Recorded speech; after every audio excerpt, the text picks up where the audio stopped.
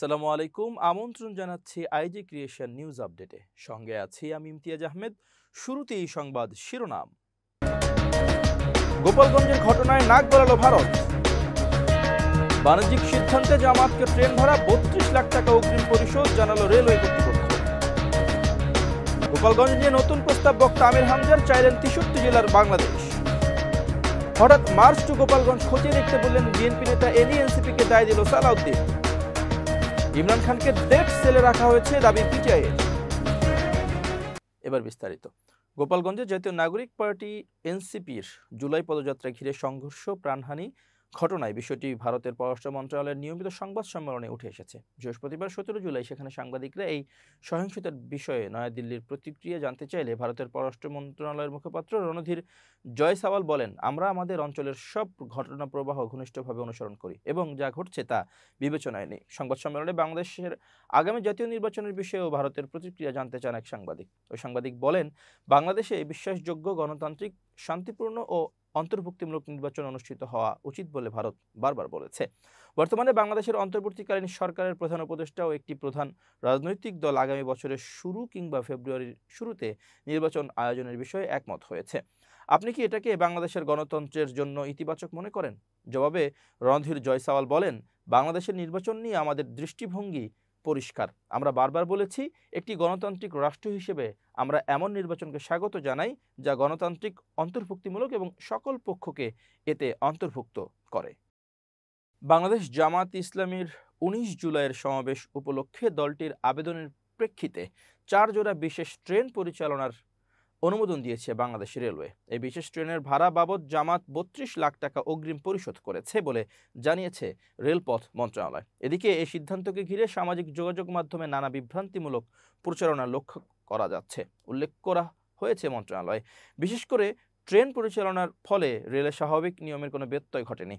শুক্রবার সন্ধ্যায় রেলপথ মন্ত্রণালয়ের জনসংযোগ কর্মকর্তা রেজাউল করিম সিদ্দিকীর পাঠানো সংবাদ বিজ্ঞপ্তিতে এই কথা জানানো হয়। বিজ্ঞপ্তিতে বলা হয়, অতীতে বাংলাদেশ রেলওয়ে বিভিন্ন রাজনৈতিক দলের বড় কর্মসূচি উপলক্ষে তাদের আবেদনের প্রেক্ষিতে বিশেষ করে ট্রেন পরিচালনার নজির রয়েছে। রাজনৈতিক দলের জনসমাবেশ বা অনুরূপ কর্মসূচির কারণে তাদের আবেদনের পরিপ্রেক্ষিতে নির্দিষ্ট ভাড়া আদায় সাপেক্ষে বিশেষ ট্রেন পরিচালনার অনুমতি প্রদান বাংলাদেশ রেলওয়ে একটি নৈমিত্তিক কাজ।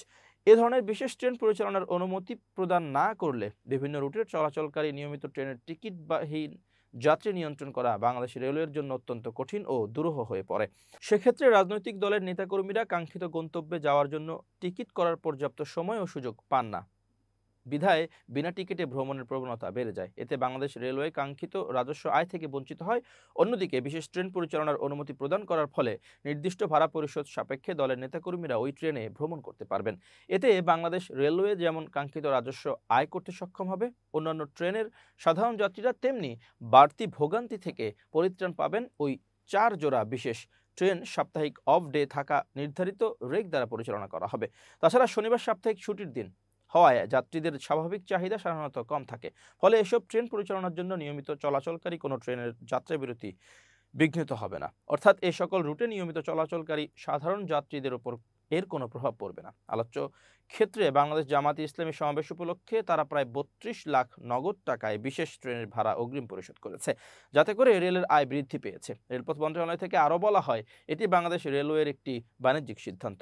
এর সঙ্গে দলীয় রাজনীতির কোনো সম্পর্ক নেই। পূর্বের প্রচলিত নিয়ম অনুসরণ করে সিদ্ধান্ত নেওয়া হয়েছে। ভবিষ্যতেও যে কোনো রাজনৈতিক দলের আবেদনের প্রেক্ষিতে অনুরূপ সিদ্ধান্ত গ্রহণ করা হবে। এ বিষয়টি নিয়ে বিভ্রান্তি ছড়ানো কিংবা অপপ্রচারের কোনো সুযোগ নেই। বিএনপির যুগ্ম মহাসচিব শহীদউদ্দিন চৌধুরী আনি বলেছেন, এনসিপি সারা দেশে প্রোগ্রাম দিয়েছে জনসংযোগের। হঠাৎ তারা প্রোগ্রাম দিল মার্চ টু গোপালগঞ্জ, যা একদিনের ব্যবধানে পরিবর্তন। এটি খতিয়ে দেখা দরকার। তারা গোপালগঞ্জে কিভাবে গেলেন, কিভাবে বেরিয়ে এলেন। 18 জুলাই বিকেলে লক্ষ্মীপুর বালিকা বিদ্যানিকেতন মাঠে জেলা বিএনপির আয়োজিত জুলাই আগস্ট গণ অভ্যুত্থানের বর্ষপূর্তি উপলক্ষে শহীদদের স্মরণে আয়োজিত সভায় তিনি এসব কথা বলেন। এনসিপির উদ্দেশ্যে তিনি বলেন, মুজিববাদের যদি কবর দিতে হয় গোপালগঞ্জ যাওয়ার দরকার নেই। মুজিববাদের কবর মুজিববাদই দিয়েছে। মুজিববাদের কবর তো 72, 73, 74, 75ও গত 17 বছর শেখ হাসিনাই দিয়েছে। আমার আপনার আন্দোলনের মধ্য দিয়ে মুজিববাদের কবর হয়েছে। মুজিববাদের কবর গোপালগঞ্জ গিয়ে দিতে হবে না। সকালবেলা ইউএনওর গাড়ি, পুলিশের গাড়ি নিরাপত্তাহীনতায় তাহলে চিন্তা করা দরকার ছিল পরবর্তী কর্মসূচি ধাপটা কি ধরনের হবে, হওয়ার দরকার ছিল। জেলা বিএনপির যুগ্ম আহ্বায়ক হাসিবুর রহমানের সঞ্চালনায় প্রধান অতিথি হিসেবে উপস্থিত ছিলেন বিএনপির চেয়ারপারসনের উপদেষ্টা আবুল খায়ের ভূঁইয়া।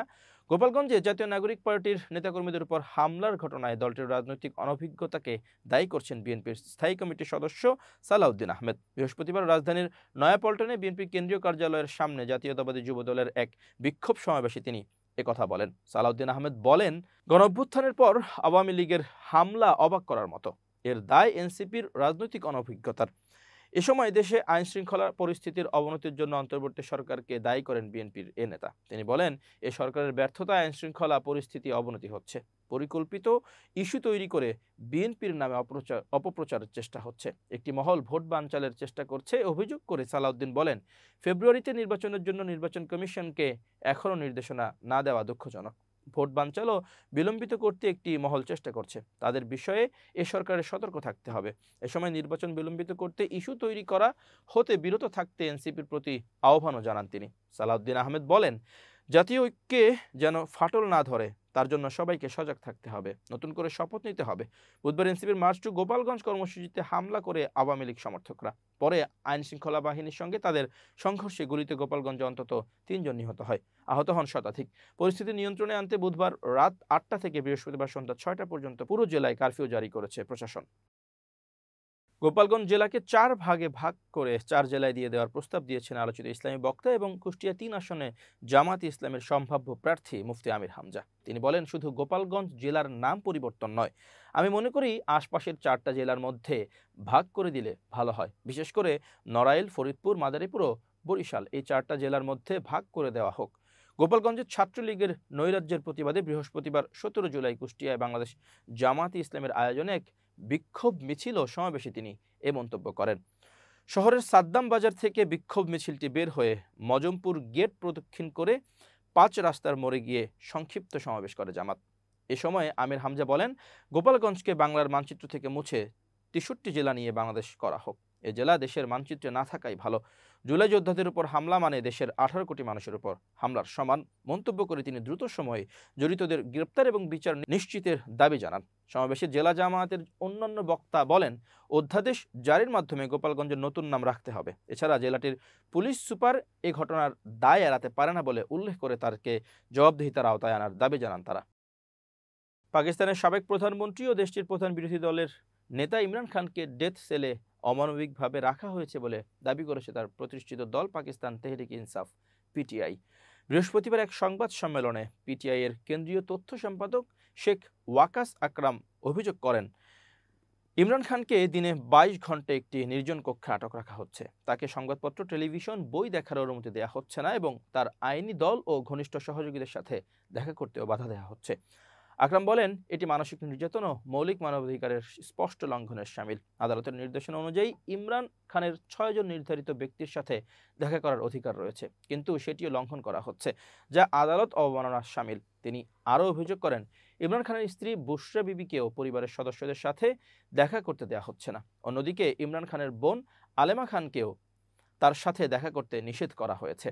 পাকিস্তানের প্রধান বিচারপতিকে হস্তক্ষেপের আহ্বান জানিয়ে ওয়াকাস আকরাম মন্তব্য করেন, বিচারিক আদেশ লঙ্ঘন কেবল আদালতের প্রতি নয়, সমগ্র বিচার ব্যবস্থার প্রতি অপমান।